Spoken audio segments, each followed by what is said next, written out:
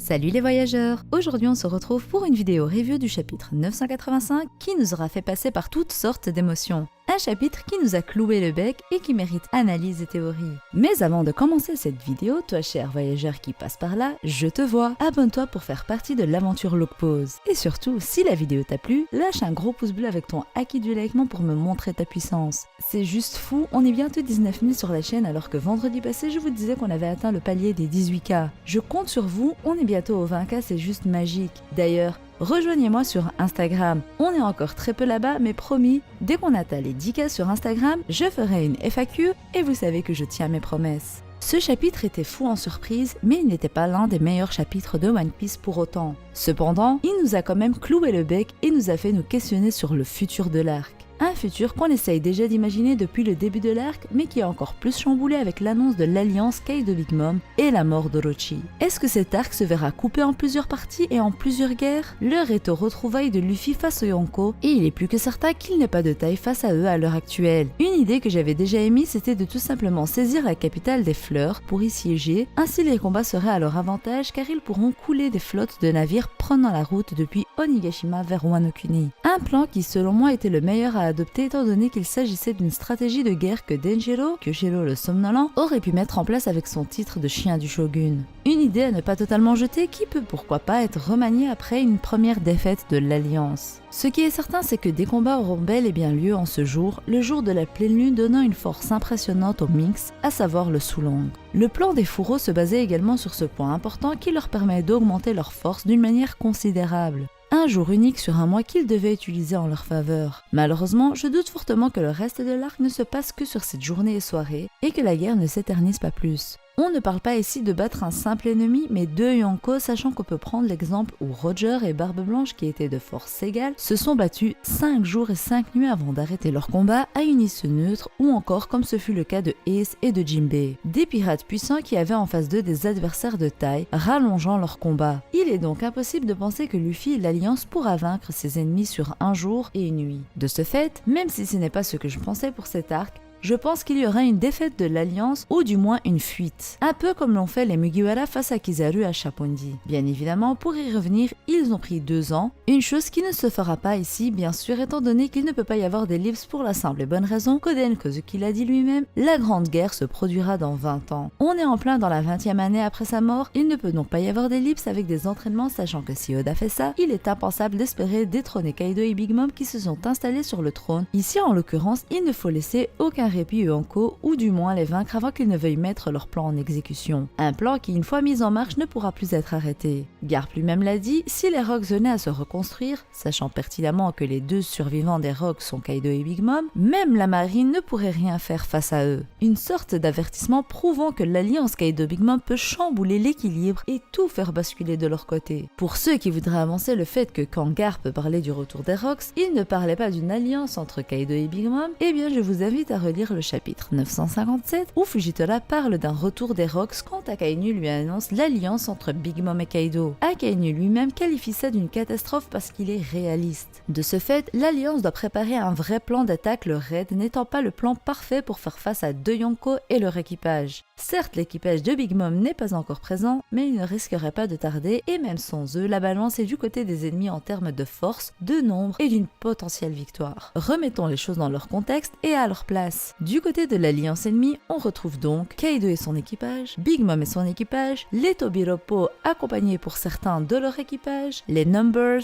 les forces d'Orochi si elle décide de s'allier à Kaido pour éviter de se battre face à lui. Du côté de l'alliance principale, on retrouve donc les 9 samouraïs et les rebelles, les Mugiwara, les Heart Kaizoku, l'équipage de Kid, les Minks, ainsi que Yamato, Izo et Marco qui ne font partie d'aucun groupe pour le moment. En termes de nombre, on parle de 40 000 ennemis contre 4 000 rebelles, sachant que les 40 000 ennemis ne peuvent pas tous être considérés comme du menu fretin que Luffy peut balayer avec son Haki des rois. Sachant que de son côté, Luffy espère ne pas avoir à affronter des sous-fifres pour garder son énergie pour tout donner face à Kaido. De ce fait, on remarque que l'équilibre est quasi inexistant. Même si Luffy a power-up grâce au Haki de l'armement avancé que Hyogoro lui a appris, il n'en reste pas moins que Kaido l'avait one-shot une semaine avant et qu'il n'est toujours pas de taille. Selon moi, Kaido peut prendre facilement Luffy, Kid et Law à l'heure actuelle, à savoir donc 3 3 capitaines d'équipage. Les Mugiwara selon moi ou les autres ne sont pas encore au niveau de leurs ennemis respectifs, et c'est pour ça que la présence de Yamato, Izo et Marco est un sérieux avantage mais qui selon moi n'est toujours pas suffisant, car si les forces pouvaient venir à vaincre les forces de Kaido, il n'en reste pas moins que Big Mom et que son équipage sont toujours de la partie et que pour vaincre Big Mom, il faudra le même nombre de personnes que pour vaincre Kaido, soit 3 pirates redoutables. C'est pour ça que selon moi des renforts doivent encore venir et selon moi il est presque sûr et certain que Shanks viendra. Précédemment je vous avais parlé du fait que Marco était au courant de l'alliance entre Kaido et Big Mom alors que l'alliance elle-même l'ignorait. Une méthode de nous mettre la puce à l'oreille que l'information est bel et bien passée d'une quelconque manière dans les oreilles de Marco, certes mais pas que.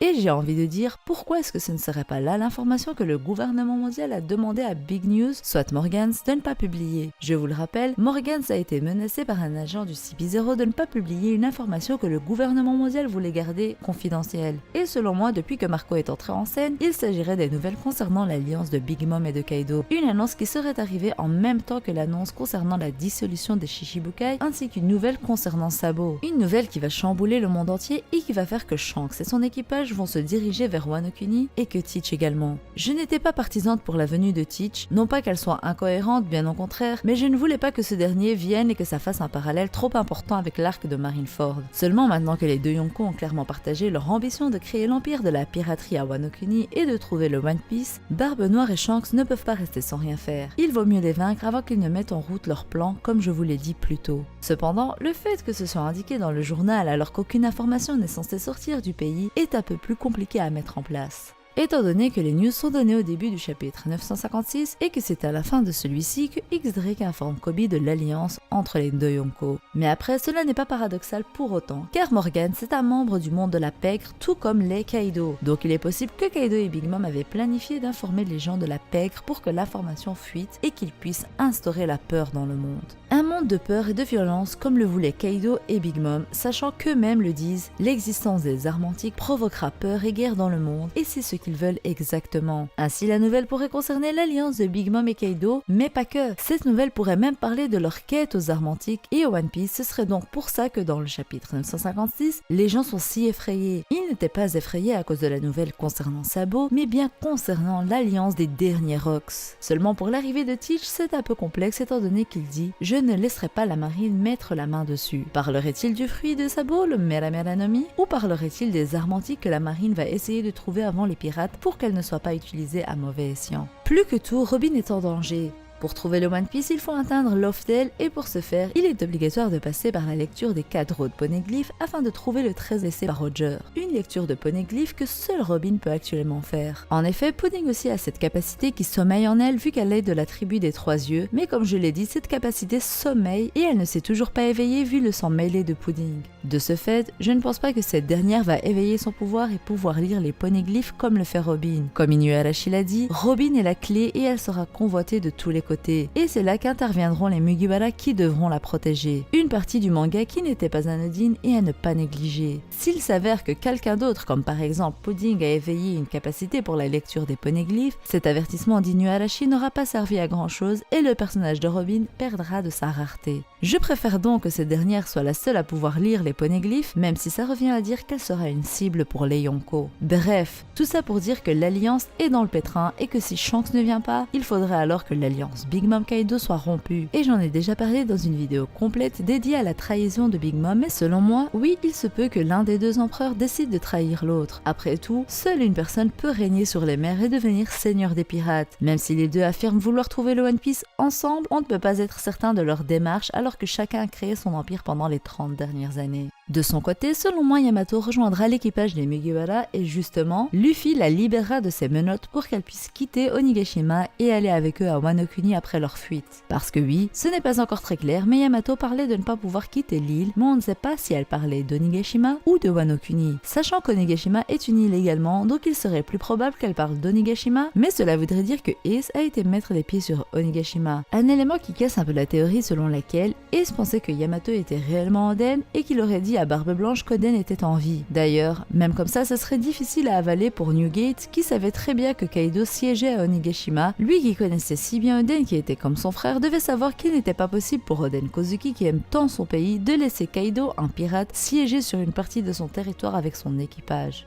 De ce fait, Ace avait un autre but en allant sur Wano Kuni et surtout en se rendant sur Onigashima. Servait-il de messager entre Kaido et Edward Newgate? Qui sait? Un mystère en plus à analyser et pour lequel on doit attendre des réponses. Mais si Yamato parle bel et bien d'être bloqué sur Onigashima, je pense que cette dernière se fera retirer ses menottes par Luffy au prochain chapitre pour combattre Kaido et qu'ils fuiront d'une manière ou d'une autre sur Wano Kuni afin d'établir un meilleur plan. Bon, c'est un peu compliqué de fuir face aux Yonko sachant que les rebelles avaient tous coulé leur navire et que Kinemon a dit qu'il n'y a pas de retour arrière possible. Alors il faut bien réfléchir et voir si l'Alliance a le potentiel d'affronter maintenant Big Mom et Kaido et si des renforts vont venir pendant leur combat. Seulement, ça me paraîtrait peut-être un peu court, mais à voir comment Oda va décider d'amener tout ça. Pour Orochi et Kanjuro, je pense qu'il faut inverser ce qui leur est arrivé. Si on a vu Orochi se faire décapiter, on n'a pas vu Kanjuro mourir. Seulement, on a vu Kiku qui se battait contre lui, pleurer et avoir une lame remplie de sang. Une casse qui n'est pas anodine selon moi. Beaucoup pensent alors que ce n'est pas possible que Kanjuro meure en off-screen, mais selon moi ce n'est pas improbable. Sachant que Kanjuro était seul avec ses dessins face aux 9 vassaux d'Oden, quoi qu'il en soit, il n'aurait pas pu survivre. De ce fait, pour ma part, je ferais bien une inversion de ce qui est arrivé entre Orochi et Kanjuro, à savoir Kanjuro qui est mort sans être montré, mais Orochi qui n'est pas mort malgré la scène qui le montre être décapité. Orochi a le Hebi Hebi no Mi modèle Yamate no Orochi. Bête de la mythologie japonaise, le Yamate no Orochi dans les légendes n'est mort qu'après que Susanoo lui ait coupé ses 8 têtes. Du côté des légendes grecques, on retrouve l'hydre, monstre correspondant au Yamato no Orochi, avec d'autres capacités, à savoir celle de dédoubler une tête quand il se la fait couper. De ce fait, pour moi, Orochi n'est pas mort, car il aurait usé de son fruit du démon, le Zoan mythique, pour que sa tête principale ne soit pas coupée. Après tout, lui qui craignait tant le retour des fourreaux et qu'il était tant sur ses gardes, ne garderait sûrement pas sa tête principale, même s'il a vraiment cru que c'en était fini des fourreaux. Il est un lâche certes, mais un lâche sur ses gardes. De ce fait, selon moi, pendant le combat qui va venir, à savoir Big Mom et Kaido face à Luffy, Yamato, Jinbei, Robin, etc.,